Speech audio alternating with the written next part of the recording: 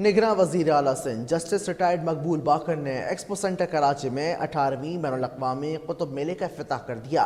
इस मौके पर शहर के मुख्तलिफ तालीमी इदारों के सरबराहान और तलबा व तालिबात समेत बड़ी तादाद ने शिरकत की। तकरीब से खिताब करते हुए निगरान वज़ीर आला सिंध का कहना था कि किताबों से मजबूत होता हुआ ताल्लुक देखकर खुशी हुई।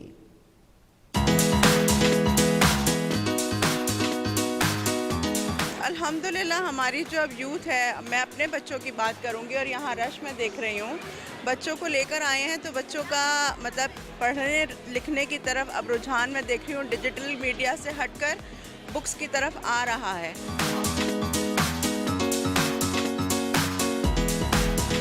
मैंने बॉडी इंसाइक्लोपीडिया की बुक ढूंढी है जी। सब मिल रही हैं, तकरीबन तो सारी ही मिल रही हैं, अच्छी अच्छी भी हैं।